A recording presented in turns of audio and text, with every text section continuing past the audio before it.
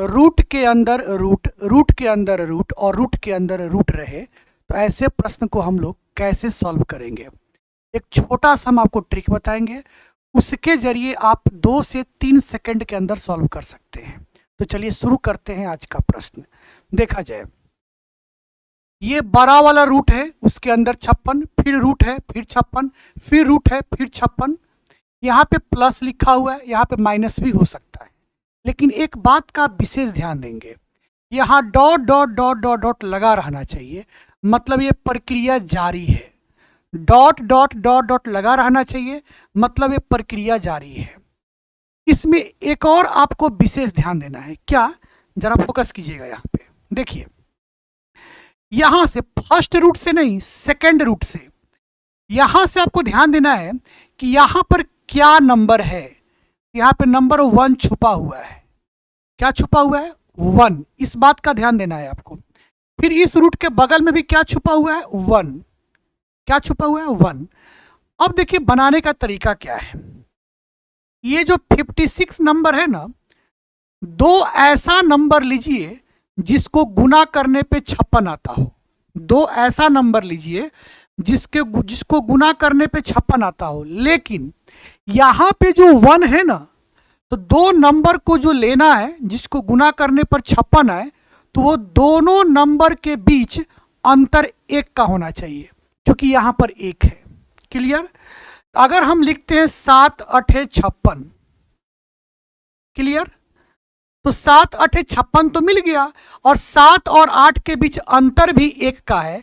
यहां पर 1 है, इसलिए यहां पे अंतर 1 का होना चाहिए। क्लियर? अब सवाल है उत्तर क्या होगा, आंसर क्या होगा।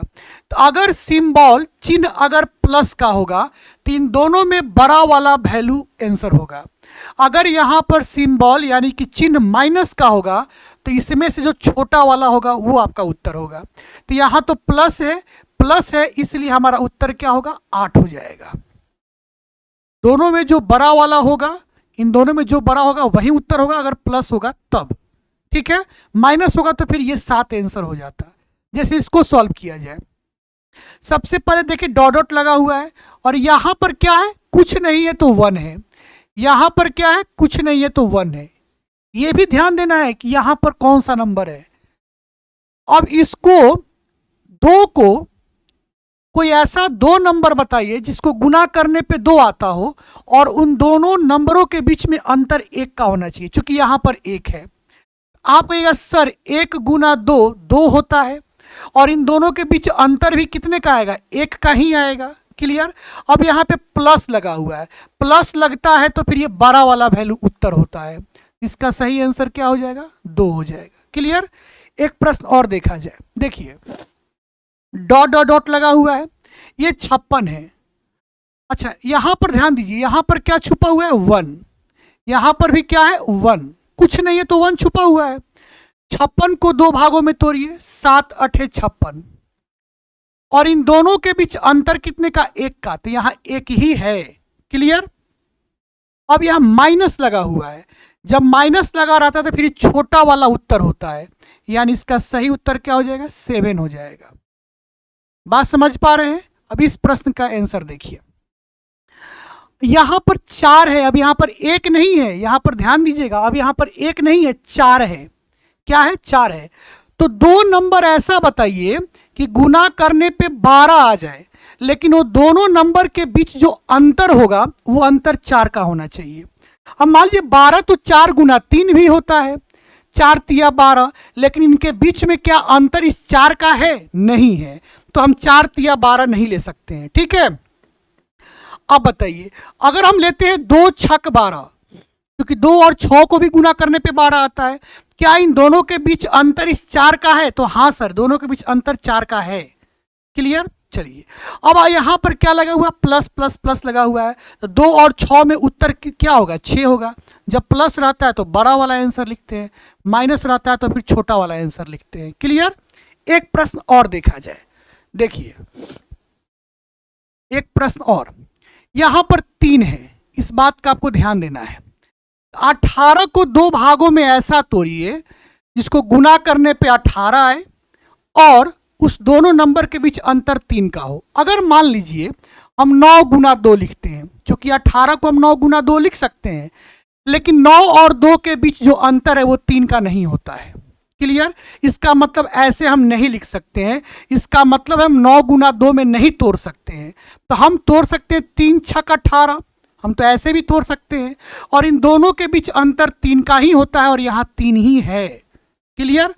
अब इसमें सब में प्लस लगा हुआ है, प्लस लगा हुआ तो फिर इन दोनों में बड़ा कौन है? 6 है, इसलिए हमारा उत्तर क्या हो जाएगा? 6 हो जाएगा।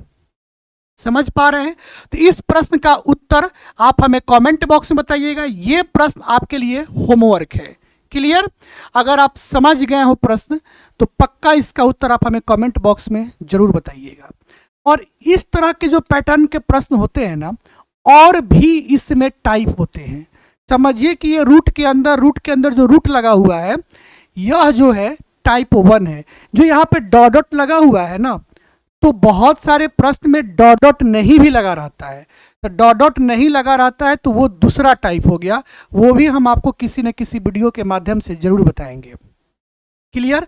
तो आप समझ लीजिए कि ये एक प्रकार का टाइप 1 है। टाइप 2 चाहिए तो आप हमें कमेंट जरूर कीजिएगा। और हाँ, सबसे इंपॉर्टेंट बात, अगर कभी भी आपको हमारा वीडियो देखने में कोई परेशानी होता हो, अगर वीडियो देखने के बावजूद भी अगर आपको समझ में नहीं आता हो, तो आप एक बार हमें कमेंट जरूर कीजिएगा। हम हर कमेंट का रिप्लाई जरूर करते हैं। चलिए, हम उम्मीद करते हैं आप हमारी बातों को समझ गए होंगे। वीडियो अगर अच्छा लग गया हो तो वीडियो को क्या करना है? लाइक कर दीजिएगा।